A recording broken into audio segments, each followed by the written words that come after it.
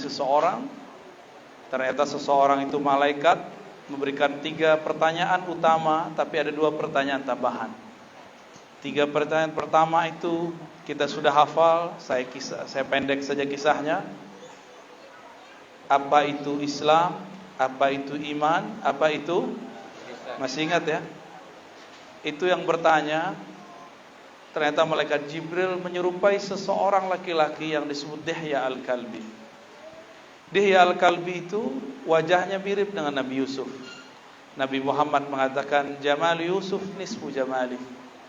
Yusuf itu wajahnya keren, wajahnya ganteng, gagah. Apalagi bahasa orang sini apa? Ranca. Sama berarti sama bahasa saya. Moli. Moli ya? Comel. Wajahnya begitulah. Apa kata Nabi? Itu baru separuh daripada hakikat keindahan wajahku. Itu orang datang kepada Rasulullah SAW bertanya, Islam, iman, ihsan, lalu hari kiamat. Nabi jawablah, Islam itu amal zahir, dimulai dengan rukun pertama syahadat sampai terakhir haji. Semuanya amal zahir. Al-Islam melahirkan ilmu namanya fiqih.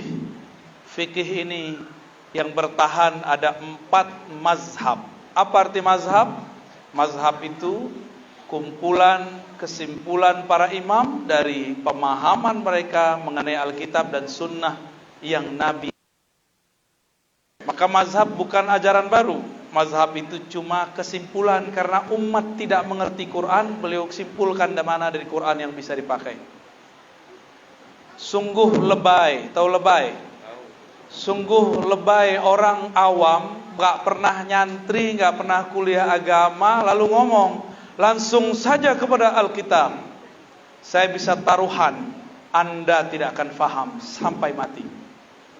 Kenapa? Di Quran tidak ada cara sholat subuh 2 rakaat. Ada gak? Di Quran tidak ada rukun 13. Ya. Di Quran tidak ada cara untuk haji secara detail, tidak ada, semuanya di hadis. Hadis pun beragam. Tidak ada satu hadis yang menyebutkan cara sholat secara sempurna. Hampir semua hadisnya dipisah-pisah, maka digabung. Cara menggabung itulah yang disebut dengan mazhab.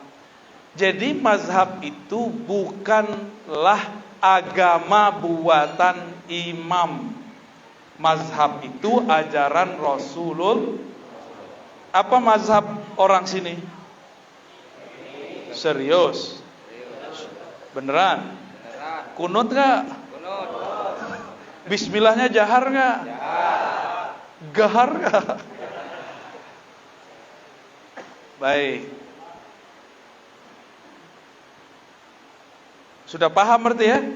Ada 4 mazhab yang terkenal. Tapi sekarang ada kelompok anti mazhab. Kita harus waspadai kelompok ini. Karena dimanapun mereka ada akan bikin rusuh. Karena mereka berpikir mazhab itu buatan imam, bukan dari Rasulullah. Itu kesalahan besarnya. Padahal imam-imam mazhab itu adalah guru daripada imam ahli hadis. Ya, itu kesimpulan kecil. Karena kita nggak mau bahas ini, kita mau bahas tasawuf. Malaikat ini bertanya, apa itu iman? Apa jawaban Nabi? Iman ada 6 rukunnya. 1, percaya kepada Allah. Terakhir, takdir baik dan sebenarnya takdir baik ataupun takdir yang dirasa buruk. Takdir itu semuanya baik. Cuma kita menerjemahkannya buruk. Corona itu baik atau buruk? Karena aneh yang nanya, antum bilang baik. Coba yang nanya istrinya ya. Yang nanya temannya bilang buruk. Tapi bagi saya itu baik. Kalau tidak ada corona, kita nggak ada taklim online, ya. Kita selama online bisa jamaah di rumah dengan anak istri. Padahal dulu sibuk, sok sibuk. Pagi pulang sore, budak fulus, budak pitih. Apa kata Nabi? Ta'iba abdud dinar, orang yang mencari-cari pitih kepeng, ya. Abidah, ya, abdud dinar, maka dia akan ta'iba. Dia pasti lelah. Baik dia dengan wajah keduniawiannya, ada orang yang cari dunia dengan wajah agamawannya. Nauzubillah min dzalik. Orang itu pun akan capek, akan lelah, sama. Ilmu ini melahirkan namanya ilmu akidah. Ilmu akidah ini dirumuskan oleh para ulama untuk mengenal rukun Islam, rukun iman yang pertama, muncullah sifat 20. Lalu ada lagi sifat nabi, ada malaikat, para nabi, kitab. Itu terkumpul dalam aqidatul awam. Masih mau mengajarkan kitab aqidatul awam, ya. Dulu ada ulama yang Jambi, Kepulauan, namanya Syekh Abdurrahman Siddiq. Saya termasuk yang sering membaca karya-karya beliau. Beliau belajar dulu di Mekah, keturunan Syekh Arsyad katanya, Al-Banjari. Yang pasti beliau Al-Banjari deh, ya. Apakah keturunan, nanti kita cek dulu sejarahnya. Beliau belajar dari sana, dibawa pulang mengajarkan akidah Ahlussunnah sifat 20. Masih belajar nggak Bapak Ibu? Cuma dinyanyiin ya? Gimana nyanyi gimana? Mana tadi penasyid kita, mana tadi? Antum bisa baca Allah wujud kita? Cobain Ustaz. Mana mic-nya? Ikutin ya.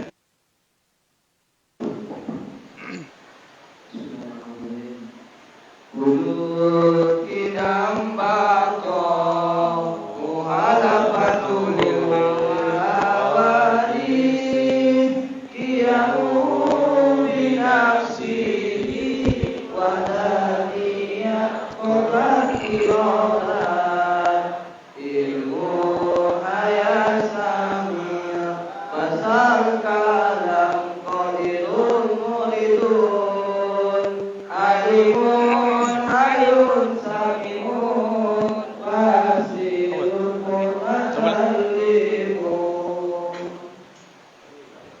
udahan. Ntar ya, minum dulu. Syukran. Ya.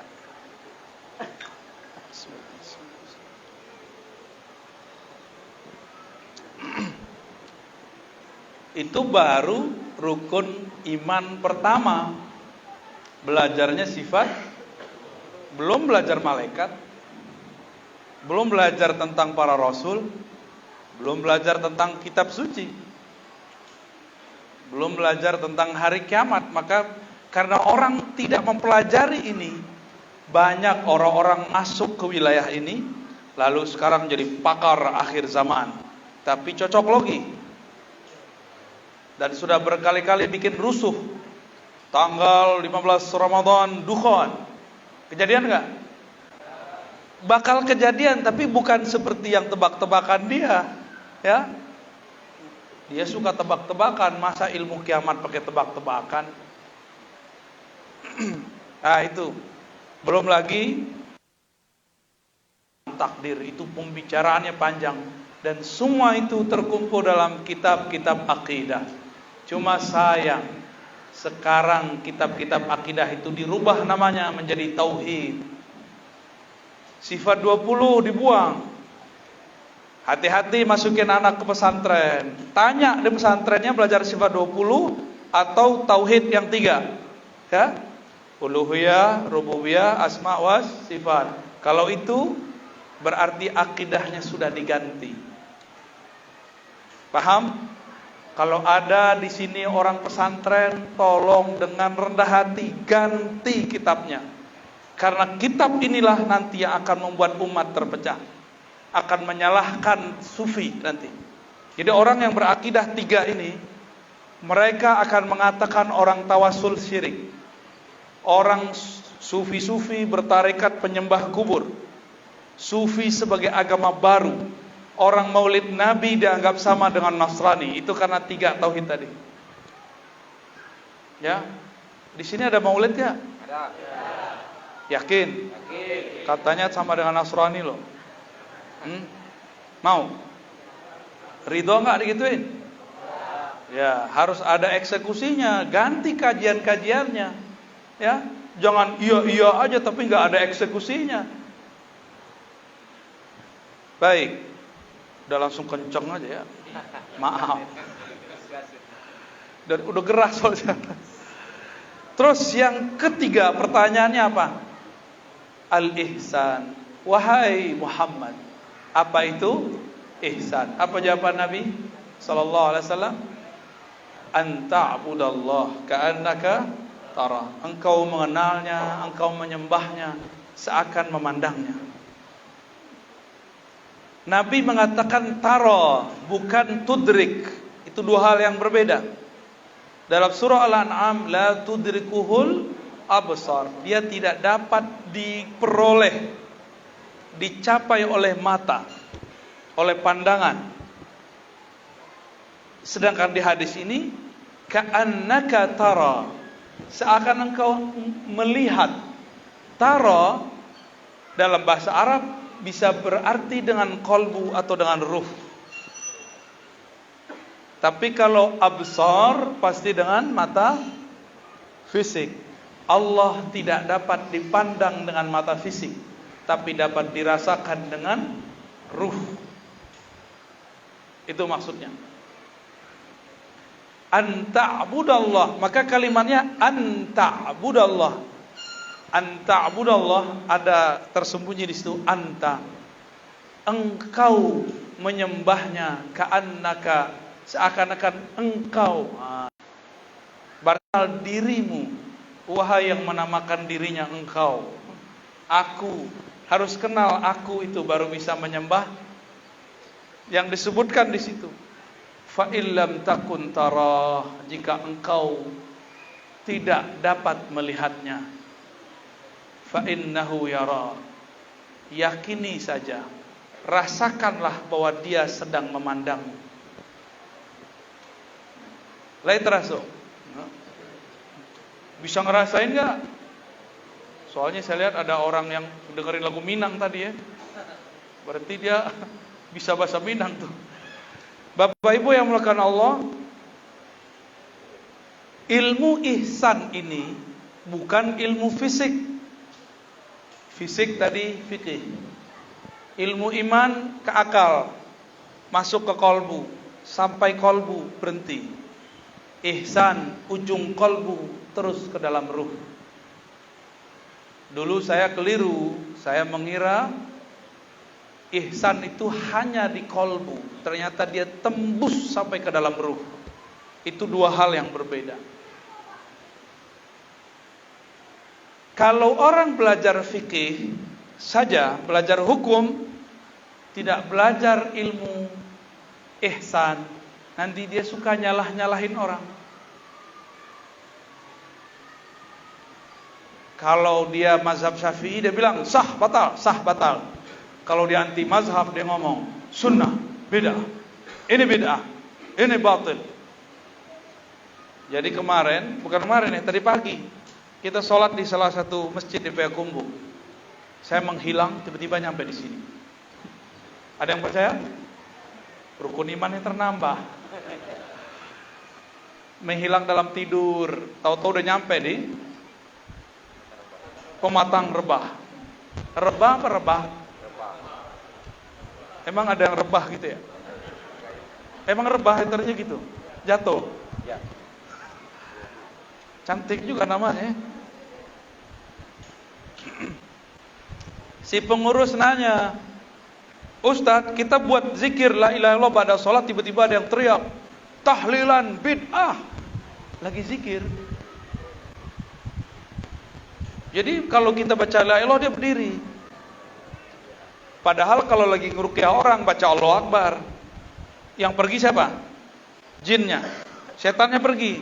Jadi misalnya nih ada yang kesurupan nih.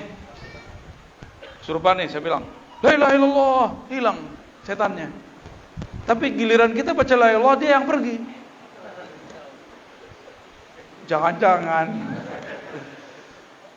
Semoga tersinggung ya. Al-ihsan ini melahirkan ilmu, namanya tasawuf, dan itu disepakati sejak abad kedua, ketiga Hijriah sampai sekarang. Berarti tasawuf istilah yang sudah muncul di zaman salafus saleh. Oh, Ustadz, Buya, Kiai, Syekh, ente mazhabnya Syafi'i. Imam ente Syafi'i bilang siapa yang sufi di pagi hari, dungu di siang hari atau sore hari. Lah itu kan baru satu riwayat. Ente ngerti nggak maksudnya apa? Maksudnya tidak seperti yang dipelintir oleh mereka. Imam Syafi'i di kalam yang lain justru memuji para sufi.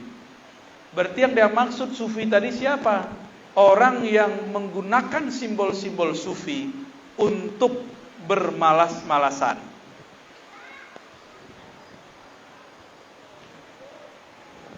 Ada nggak begitu? Menggunakan simbol-simbol sufi, misalnya tasbih pagi-pagi, orang kerja dia tasbih. Ditanya, bro kerja nggak? Saya sufi.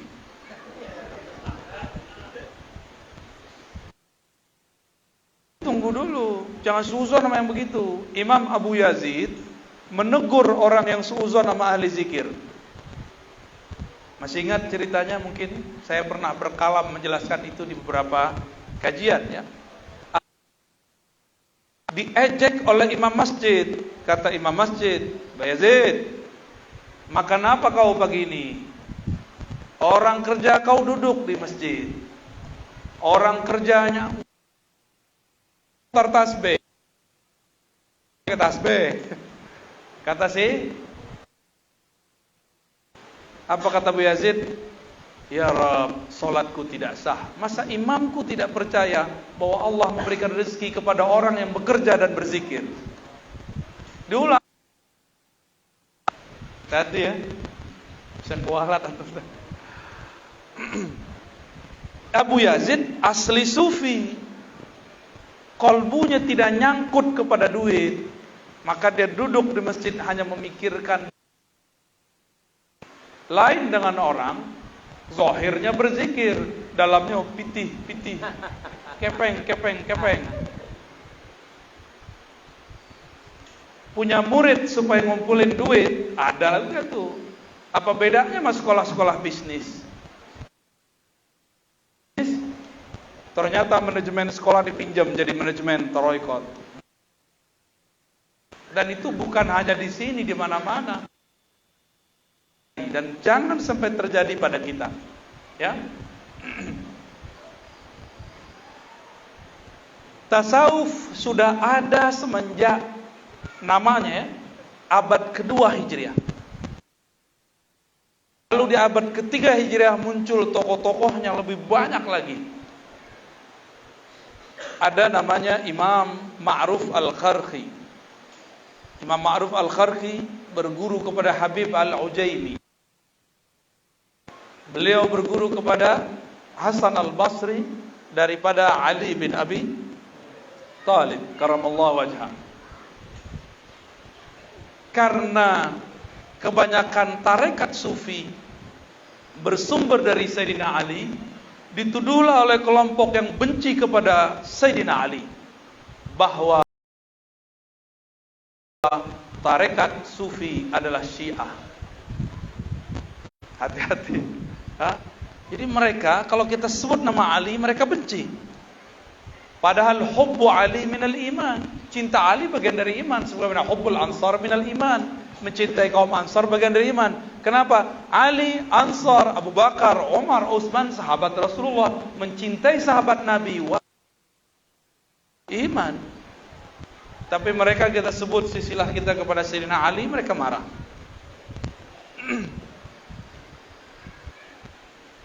Tadi Ma'ruf Al-Kharqi punya murid, ya, Sari Sakti. Beliau punya murid namanya Junaid Junaid al-Baghdadi inilah kemudian yang disebut Sayyid At-Taifah. Beliau lebih muda daripada Imam Yazid, wafat sama dengan Imam Muslim, Sahih Muslim tahun 261. Salaf bukan. Salaf itu ujungnya 300. Imam Abu Yazid wafat tahun 261. Beliau imam dalam thariqat Naqsyabandiyah, Khalwatiyah, Surawardiyah, Idrisiyah, dan thariqat-thariqat yang lain. Imam Junaid itu juga imam dalam beberapa thariqat Syaziliyah dan lain-lainnya, Idrisiyah, Ba'lawiyah dan lain-lainnya. Dijadikan imam. Beliau wafat tahun 297 Hijriah, belum 300, berarti salaf bukan? Salaf. Berarti ulama tasawuf itu bagian dari salafus shalih. Jadi kalau ada orang bilang tasawuf bukan bagian dari salaf, mereka telah padahal sejarah itu ditulis dalam semua kitab sejarah umat Islam. Tarikhul Muslimin, Tarikhul Islam. Ya. Jadi tidak ada orang yang mengerti sejarah anti tasawuf, enggak ada. Kecuali dia belajar sejarah palsu. Ya, sejarah hoax.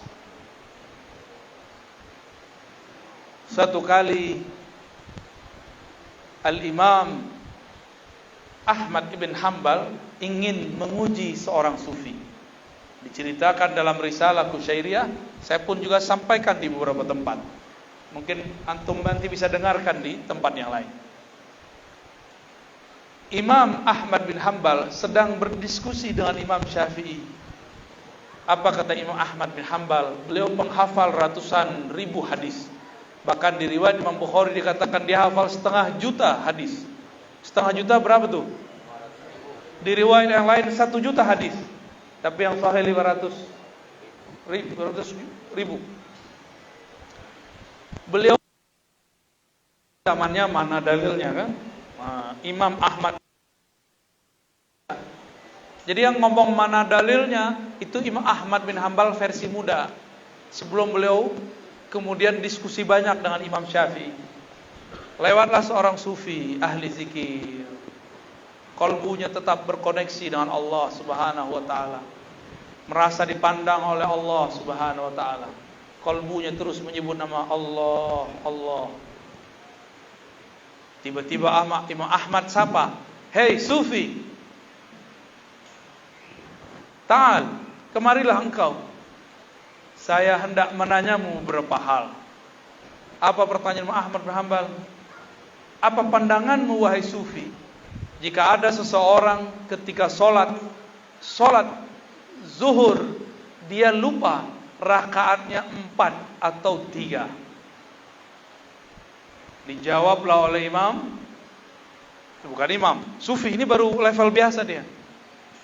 Kata si sufi, "Wahai Ahmad," Imam Ahmad dipanggilan akrabnya Abu Abdillah. "Wahai Abu Abdillah, jika seorang hamba lalai, lupa dia sholatnya 2, 3 atau 4 rakaat, berarti kolbunya tidak terhubung kepada yang menggerak. Harus diajarkan cara mengenal kolbu dan berzikir kepada Allah di dalam kolbu." Imam Ahmad mendengarkan itu langsung pingsan, fakharra, ya, langsung sa'iqa, jatuh. Dia sadar, Imam Syafi'i colek, "Apa kataku?" Kata Imam Syafi'i tadi, "Kalau ada sufi lewat, jangan kamu uji-uji, kebakar tar, ya." Dulu ngujinya begitu, kalau sekarang ngujinya lain. Ngujinya pakai batin. Hati-hati antum, ya, bisa mental. Ngambil berkah boleh, nguji-nguji jangan, ya. Husnuzon wajib, su'uzon haram. Paham? Masa sufi, masa belajar tarekat ngukur-ngukur makom orang, ya? Itu nggak benar, itu bukan sufi. Baru belajar kebatinan tapi atas nama tarekat. Hati-hati, beda-beda tipis. Beda-beda tipis. Kalau orang belajar tarekat sibuk dengan kolbunya, dia tidak sempat memikirkan kolbu orang lain. Paham ya? Maka dia nggak sempat, apalagi ngomongin aib orang lain nggak sempat. Tapi antum kalau masuk ke majelis-majelis tertentu sekarang, orang ngomongin makom kayak dia sudah ngelewatin suatu makom. Yang paling lucu ada murid. Kata si murid, dia punya 2 guru. Bro, akhi, sepertinya makom Syekh Fulan lebih tinggi dari Syekh Fulan. Wow. Murid bisa mengukur makom 2 guru. Berarti muridnya lebih tinggi daripada gurunya. Ya. Bagaimana mungkin anak kecil yang tidak tahu berenang bisa menyelami air laut yang dalam? Gak mungkin. Qalbu masyayikh itu ada yang ibarat sumur yang dalam. Siapa yang berani terjun ke dalam? Gak bisa keluar. Ada qalbu syekh seperti air mengalir di sungai-sungai. Airnya deras, tapi di atas tenang. Antum coba-coba menyelam, tenggelam, hanyut. Ada beberapa qalbu masyayikh, pangkatnya pangkat kutub, seperti samudra. Ombaknya besar, ujiannya Masya Allah, tapi orang dapat berkah banyak dari sana. Nelayan dapat berkah, orang yang cuma wisata dapat berkah, macam-macam dapat berkah. Itulah qalbu para ulama wali yang kutub. Semoga kita dapat bertemu dengan mereka. Amin ya rabbal alamin. Orang berpangkat gelar-gelar thariqat belum tentu sampai ke makom itu. Kadang-kadang Allah sembunyikan mereka di antara orang-orang biasa. Bahkan disembunyikan dalam terang. Inilah yang paling rumit. Allah menyembunyikan dalam terang. Jamaah yang dimuliakan Allah, ilmu tasawuf melahirkan metode-metode dalam mengenal diri dan mengenal Allah. Itulah inti daripada belajar tasawuf. Mengenal diri lalu mengenal Allah. Zikir nomor 2, talqin nomor 3, suluk nomor 10. Kenal dulu baru suluk. Jangan suluk dulu baru kenal. Gak ada nilainya nanti. Kita suluk tapi gak kenal diri. Gak kenal yang disembah, gak kenal yang menyembah dan disembah. Makanya ayatnya jelas dalam surat Az-Zariyat, wa ma khalaqtul jinna wal insa illa liya'budun. Saya juga sering memakai ayat ini. Tidak aku ciptakan jin dan manusia kecuali untuk menyembahku. Mungkinkah bapak saudara menyembah sesuatu yang tidak dikenal?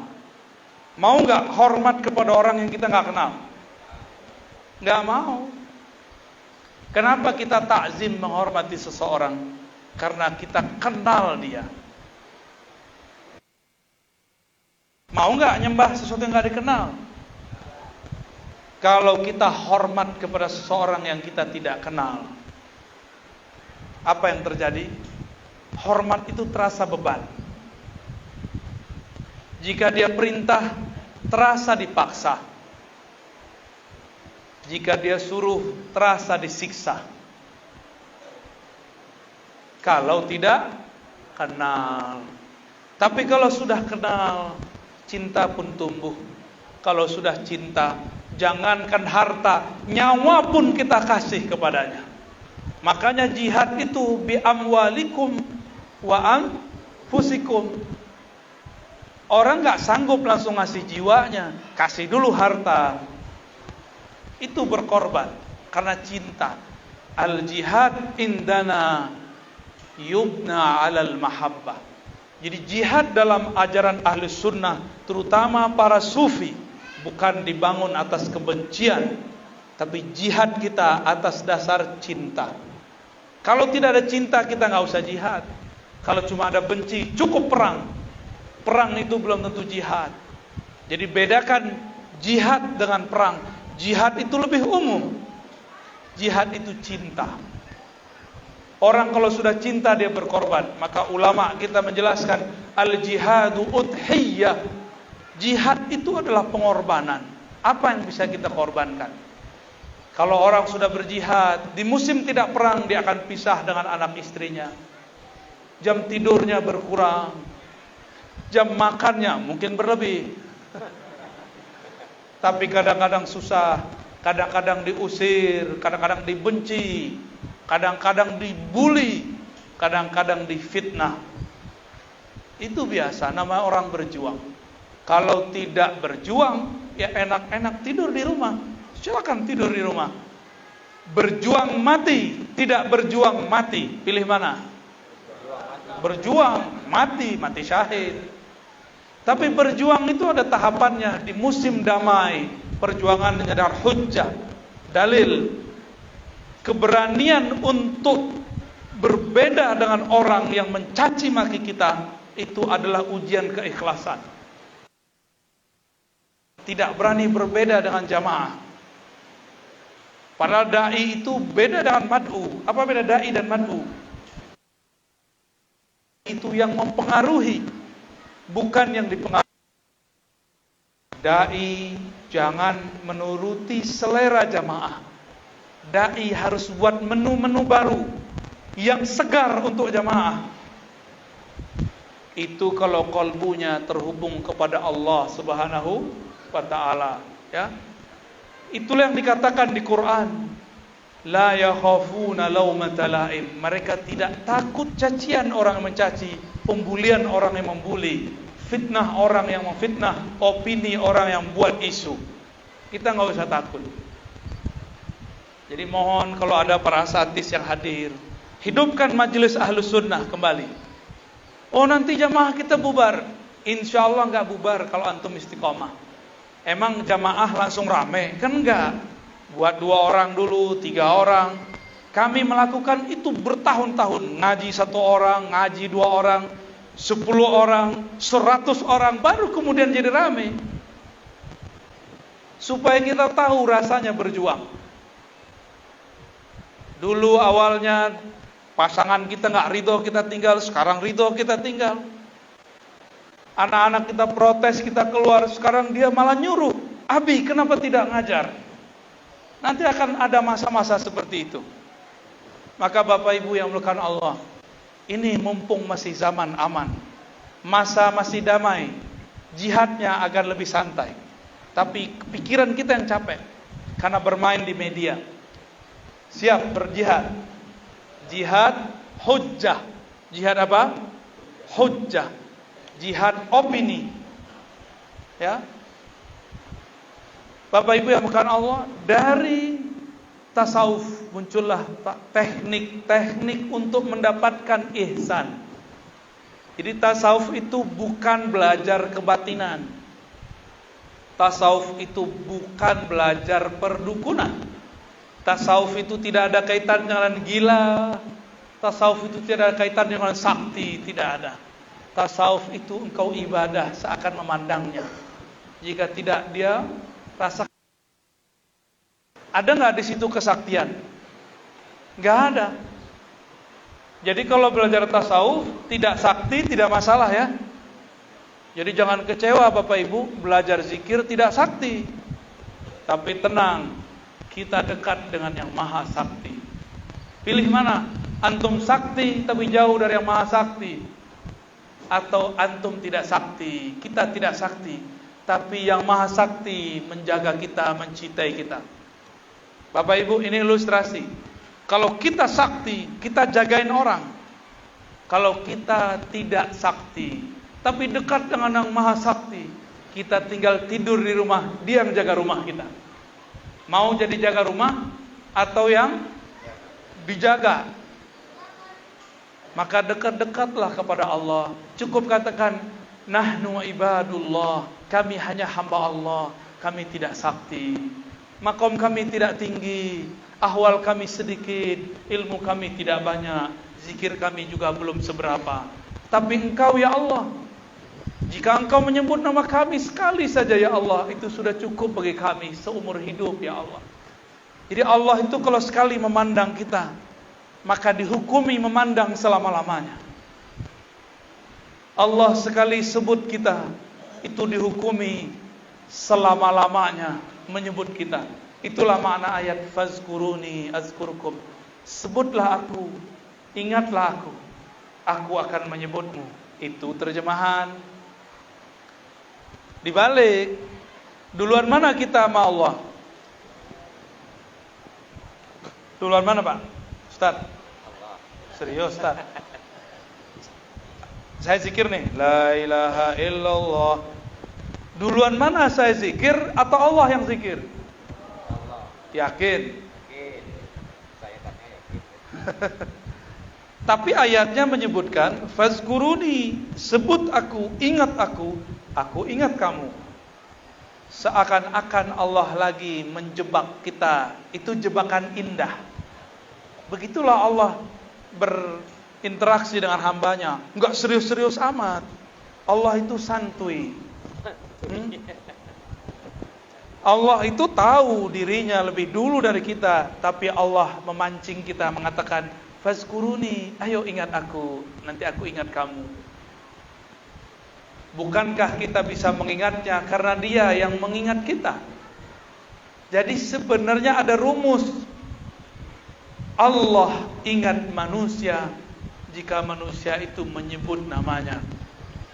Duluan mana yang menyebut? Allah yang menyebut. Maka cukuplah Allah menyebut kita sebagai pahala. Gak usah minta pahala makom, gak usah minta pahala gelar, pahala ijazah, pahala sakti, gak perlu. Ustaz, Buya, saya mau belajar zikir supaya hati tenang. Itu kecil. Ya, Ustaz, saya punya bisnis, mohon didoakan dengan zikir. Itu kecil. Ustaz, toko saya diserang orang. Siapa yang serang? Semut. Pakai zikir kecil. Masalahnya antum merasa sok berzikir. Coba kalau kita katakan, ya Allah, hanya Engkaulah yang menggerakkanku berzikir, maka zikir kita langsung besar. Tapi kalau saya mengatakan akulah yang berzikir, akulah yang banyak menyebut nama Allah. Siapa orang di tempatnya? Pematang Rebahan yang lebih banyak zikirnya daripada aku? Oh, gawat itu dah. Ya. Siapa di sini mursyid yang lebih tinggi makomnya daripada aku? Oh, lewat. Ya. Kalau orang alim ngomong, siapa di sini orang yang sekolahnya lebih tinggi daripada aku? Lewat. Allah enggak hitung dia itu.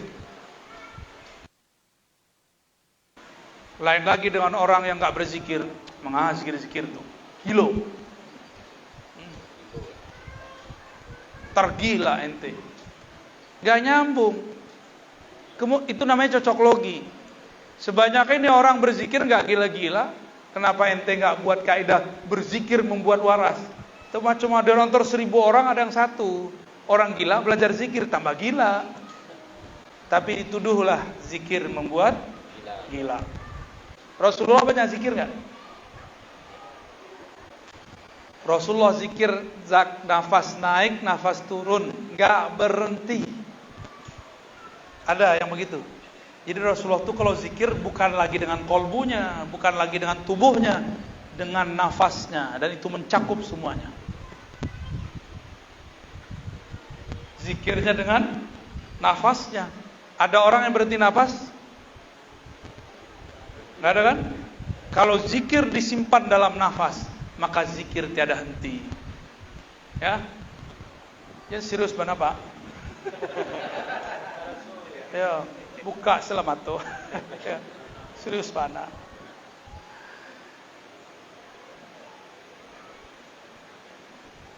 Nabi SAW adalah orang yang paling banyak berzikir, dan tidak ada kita yang berzikir sebanyak beliau. Maka ikutilah cara-cara beliau.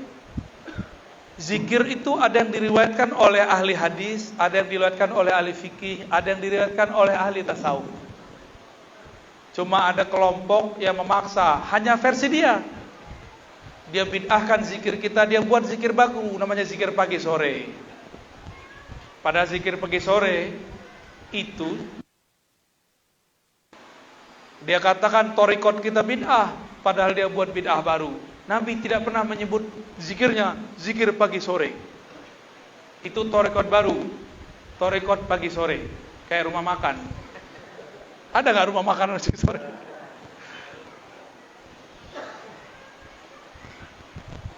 Nabi tidak menyebut zikirnya dengan istimewa ulama itu.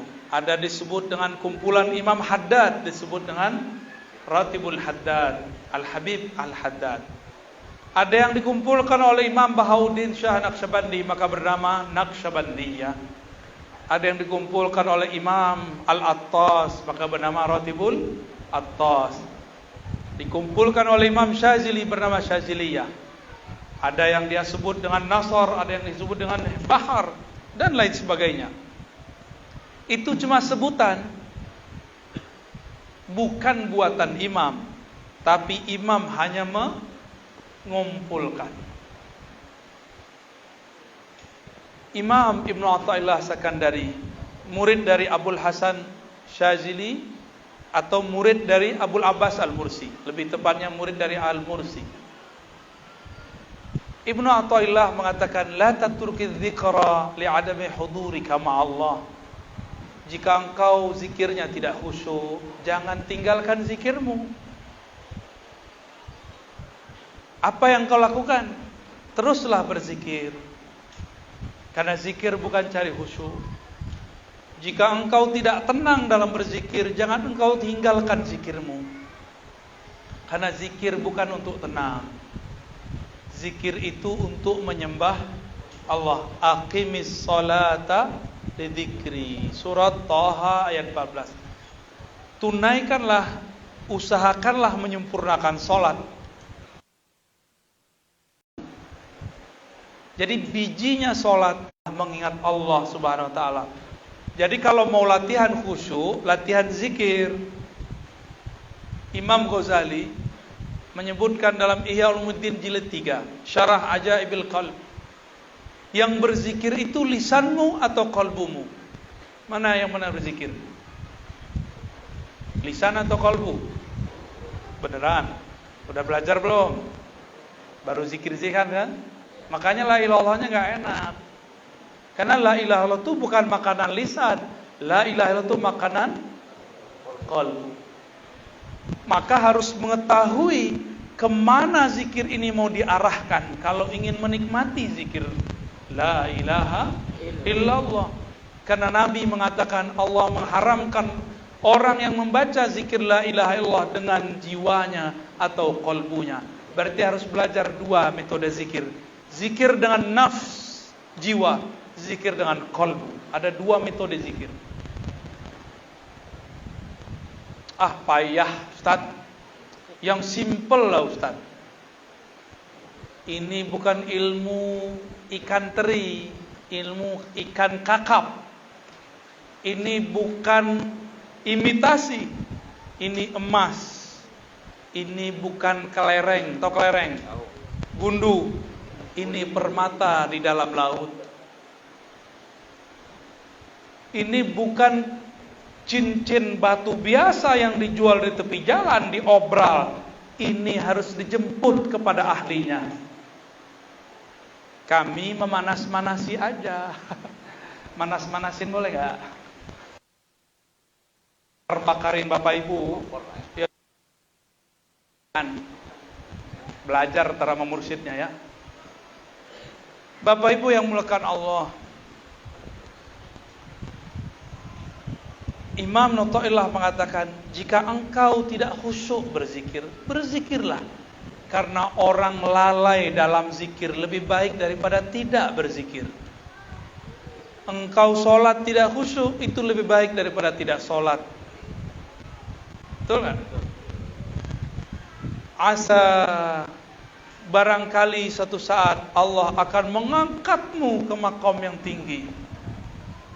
Di saat engkau lupa pengen jadi wali, Allah jadikan engkau wali. Di saat engkau lupa ingin tenang, Allah kasih ketenangan. Di saat engkau lupa pengen khusyuk, Allah kasih khusyuk. Allah tidak mau engkau zikir kecuali saat engkau lupa selainnya. Wazkur rabbaka idza nasita. Kalau ahli fikih menerjemahkan, solatlah kamu segera kalau kamu lupa. Itu ahli fikih. Kalau kamu ketiduran, segera zikir, segera solat, ahli fikih.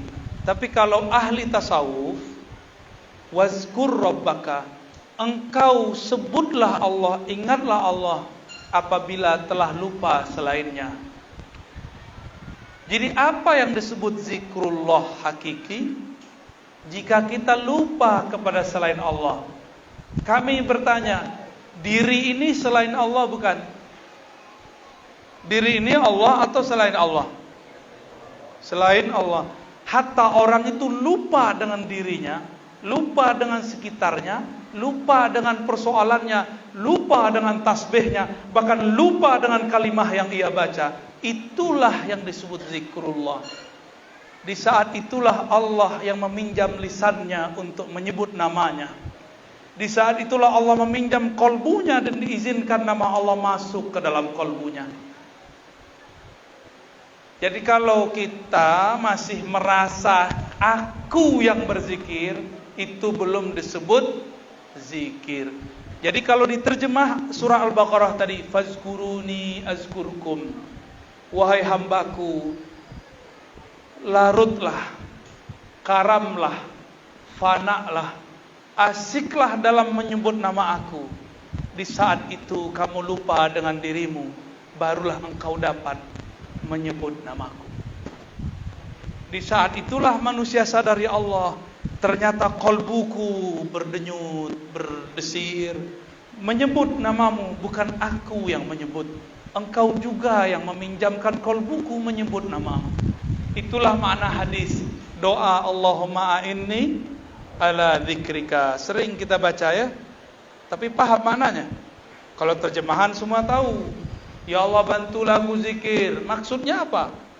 Kalau Allah tidak bantu kolbu kita sebut namanya, kolbu ini tidak sanggup menyebut namanya. Karena Allah namanya ini, jika Allah taruh di atas gunung, gunung itu meletus. Di atas bukit, bukit longsor. Jika Allah taruh di air, airnya langsung jadi obat. Jika Allah taruh di badan, badan jadi sakti. Jika Allah taruh di kolbu, kolbunya jadi terang. Jika taruh di dalam otak, otaknya bisa menjadi cerdas.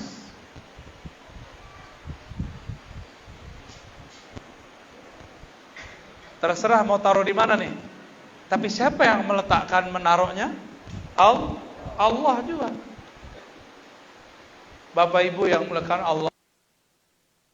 Pendek kata, zikirlah sedikit-sedikit, disiplin.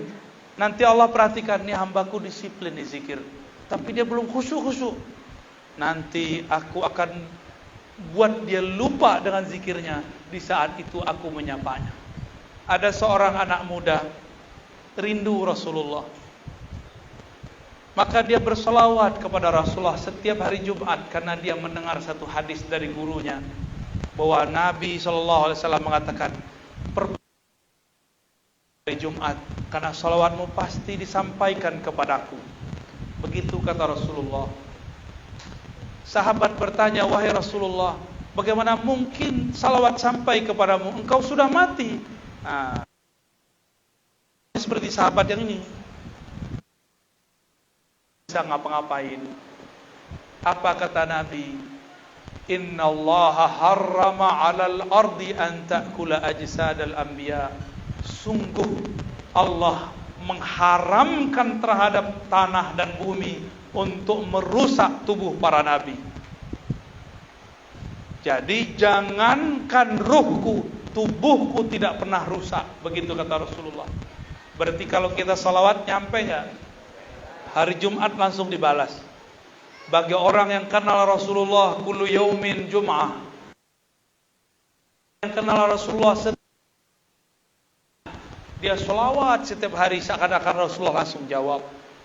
Tapi kalau yang masih terjebak oleh lafaz ini, dikira Rasulullah hanya menjawab hari Jumat. Akhirnya si pemuda ini terjebak dengan pemahamannya sendiri. Hadisnya tidak salah, dia yang salah paham. Maka dia sholawatlah di waktu duha sebelum Jumatan. Sholawat ribuan kali, dan itu dilakukan setahun lebih. Tapi Rasulullah tidak kunjung juga ditemui dalam mimpinya. Duha. Sholawat kepada Rasulullah. Tiba-tiba badannya lelah. Dia tidak sanggup bersolawat. Lalu dikatakan, ya Allah, ampun ya Allah, bismikallahumma ya. Ketiduran. Di waktu duha, jam 10 kira-kira sampai jam 11. Bertemu dan bertatap berkalam-kalam dengan Rasulullah. Rasulullah mengunjunginya padahal dia tidak sedang bersolawat. Kok bisa? Karena Rasulullah melihat dia sudah lelah bersolawat, tapi Rasulullah yang dirindui belum datang. Maka Rasulullah melihat umatku lelah, aku ingin menyapanya. Akhirnya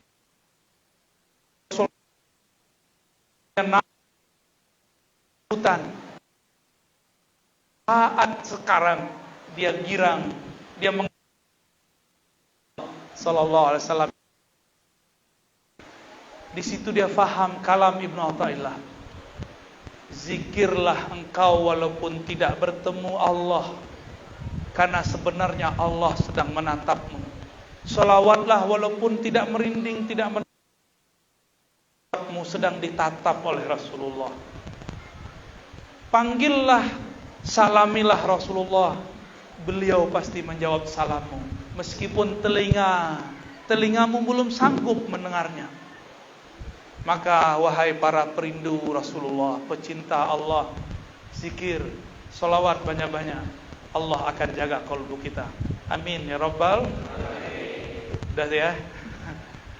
Udah terusin bisa air hujan nih ya. Udah. Ada tanya jawab?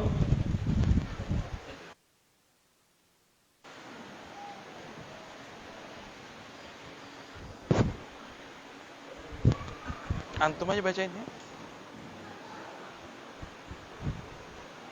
Baik, kita kalau ada pertanyaan mohon dicatat serahkan kepada kami. 3 pertanyaan, ini ada 1.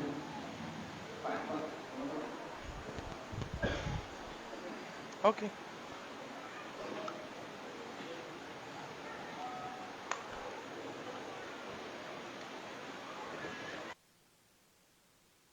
Kami dari Tepilahan. Tepilahan berapa jam? 2 jam. 2 jam. Jauhan aneh. Allahu Akbar. Selamat datang pada Tepilahan. Kami dari Tepilahan semoga beliau sehat walafiat selalu dan bisa segera bersilaturahmi ke Tepilahan. Insyaallah. Diundang. Makanya diundang Ustaz. Insyaallah. Pertanyaan, bolehkah amalan-amalan ribat naura rohaniah kami amalkan dalil khair? Kemudian yang kedua, akan yang selawat ahadiyah. Ini jamaah Thariqah YouTubiah ya. Nonton YouTube. Itu salah satu thariqah bid'ah di zaman ini ya.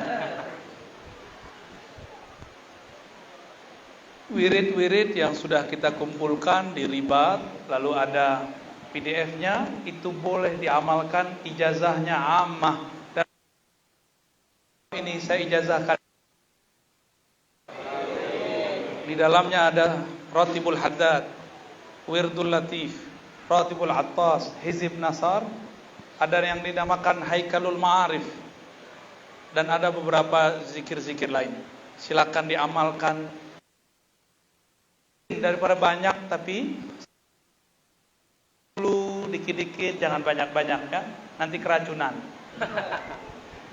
Sholawat ahadiyah, yaitu sholawat dengan menyebut nama zat, yaitu ahad. Allahumma ya Ahad, salli ala Ahmad. Itu intinya. Siapapun yang mengamalkan, silakan diamalkan. Karena itu adalah sholawat azaliyahnya Allah. Ahad, Ahmad, itu azali. Ya, sekarang masa baru alam nyata. Di masa sebelumnya Allah bersalawat kepada Nabi Muhammad dengan mengatakan Ahmad. Ya, gitu.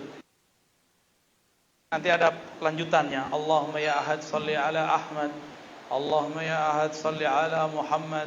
Allahumma ya Ahad salli ala al-Mahdi khalifatika ya Ahad. Di belakangnya ada kalimat Mahdi. Harapannya semoga kita nanti dijaga oleh Allah dan dijadikan orang-orang yang berjuang bersama Imam Al-Mahdi. Amin ya rabbal alamin. Selanjutnya 3. Assalamualaikum Buya. Izin pertanyaan Buya, kami dari Kebilangan Injil.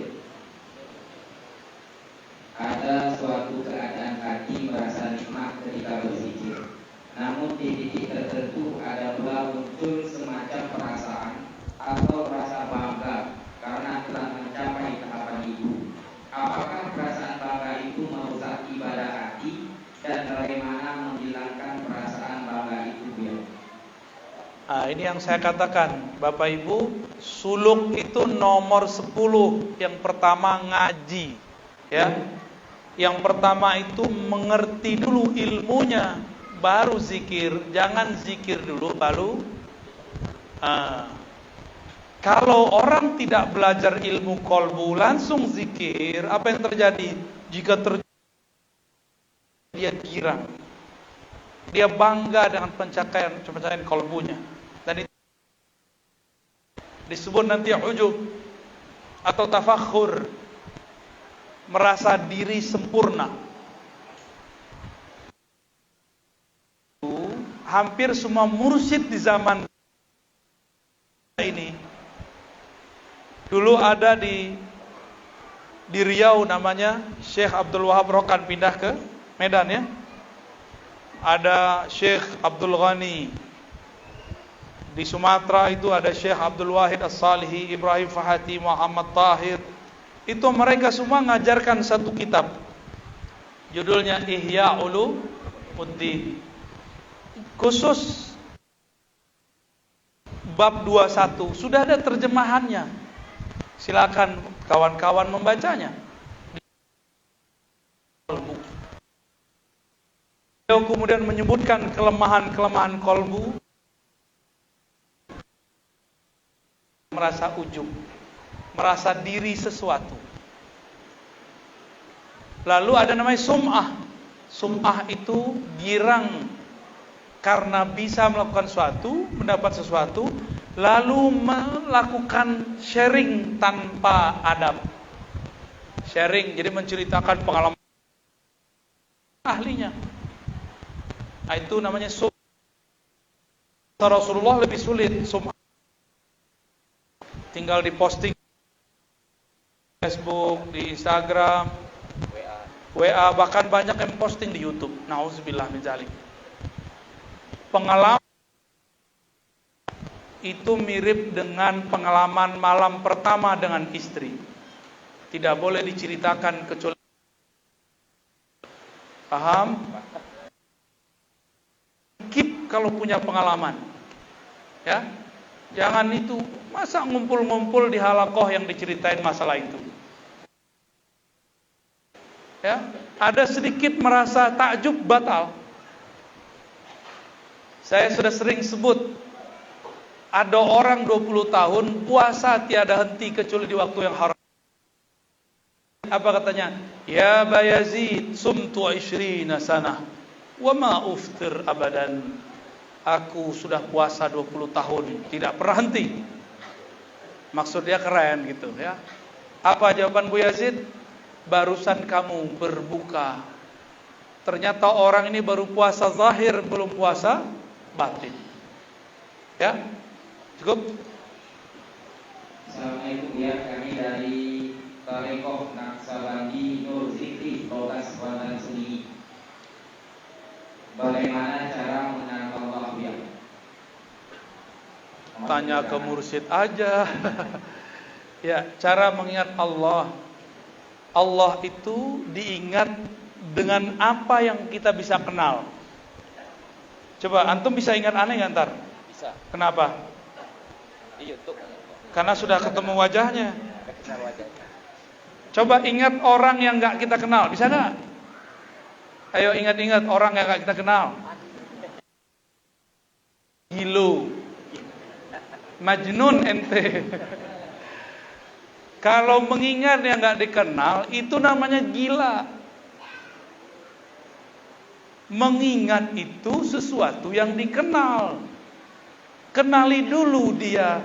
Allah memberi kabar, walillahil asmaul husna. Walillahil asmaul husna. Allah punya nama-nama yang indah. Nama-namanya yang indah itu terkumpul dalam satu nama, Allah. Maka mintalah kepada mursyid yang punya syarat ijazah, syarat kemursidan, untuk diberikan talqin yang sahih, dimasukkan kalimah Allah dari lidah diturunkan ke qalbu. Insya Allah nanti tahu cara berzikir nama. Nanti ada lagi namanya zikir af'al, ada lagi di atasnya zikir sifat, ada lagi di atasnya tak terhingga, ya, rahasia. Selanjutnya, Ustaz, saya ingin bertanya, bagaimana teknik dalam zikir yang digunakan perspektif ilmu tasawuf? Sama kan kayak tadi? Baik, yang terakhir, saya memohon Buya berkenan membimbing kami talqin zikir setelah majelis ini. Atas Mahal. Buya, saya ucapkan terima kasih yang tak terhingga. Saya Buya. Bapak Ibu yang saya cintai, yang saya sayangi, ya. Orang yang memegang otoritas zikir itu punya adab. Tidak boleh masuk ke pematang orang lain tanpa izin. Di sini ada mursyid kan? Adab saya nggak boleh nalkin di sini kalau ada mursyidnya, kecuali antum memang tidak berguru kepadanya, atau memang ini wilayah bukan wilayah dia. Sama, mursyid di sini jangan coba-coba nalkin di tempat lain kalau ada mursyidnya. Itu adabnya. Kecuali dia datang ke sini atau kita janjian. Itu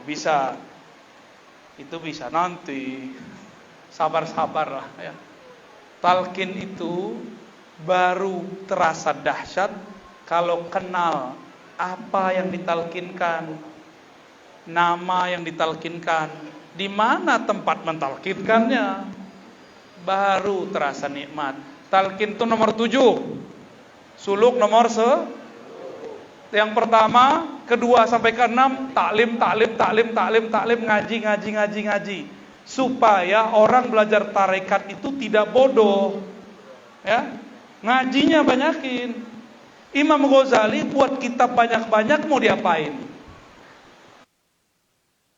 Tinggi dari Imam Ghazali. Ayo sini uji sama saya dulu, jangan sama Ghazali dulu. Ada yang lebih tinggi dari Ghazali. Ghazali itu mengajarkan zikir qalbu, Allah di qalbu. Tapi dia berikan perangkat ilmu yang canggih sehingga orang faham bagaimana rahasianya. Maka siapapun yang ditalkinkan Ghazali jadi wali, itu seharusnya yang terjadi. Ini baru talkin malah galau, ya. Guruku bener kan nih? Mursyidku jangan-jangan PA nih. Jangan-jangan begitu, malah jadi juri, ya. Kayaknya talkinnya kurang kena nih, ya. Pelan-pelan, ya, pelan-pelan ngaji aja dulu. Kalau ngaji sudah mantap, ilmunya sudah ilmu yakin, baru talqin. Ya. Jadi saya balik metodenya, enggak talqin dulu, enggak baiat dulu, ngaji dulu. Itu yang benar. Apa dalilnya? Dalilnya surat Muhammad. Fa'lam annahu la ilaha illallah. Fa'lam dulu baru annahu la ilaha. Apa kata Imam Bukhari menjelaskan ayat ini pakai judul kitab aja, apa kata beliau? Al-ilmu qabla al-qawli wal amal. Baru ngomong, baru beramal, jangan dibalik. Betul, guru-guru kita pernah mengalami krisis semenjak masa komunis. Orang dilarang ngumpul, akhirnya madrasah, ma'had, dan tempat suluk terpisah. Banyaklah pemimpin-pemimpin suluk tidak bisa baca kitab. Banyak. Sekarang kan sudah mulai bangkit. Sudah mulai bangkit. Akhirnya dulu guru, Buya, Syekh, Tuan Guru, mana dalilnya? Gitu kan? Apa kata si guru? Beramal salah. Ya. Beramal aja lah. Beramal aja lah. Banyak tanya, suul adab. Bukan begitu. Itu dulu. Sekarang kalau ada orang nanya mana dalilnya, kita jabanin, kita jawab, kita layani orang begitu. Karena dia sedang syak. Orang ini sedang ingin memantapkan tahuilah, maka cari tahulah, maka baru ngomong, baru beramal. Jangan dibalik. Maka saya tidak bernafsu mentalkin dan membaiat sebelum orangnya ilmul yakin. Yakin dulu baru ditalkin. Rumus, coba diulang. Yakin dulu baru ditalkin. Apa jalan yakin? Belajar ilmu. Kalau sudah yakin hilang syak. Kalau sudah syak, satu nama disebut di kolbu, bergetar seluruh tubuh.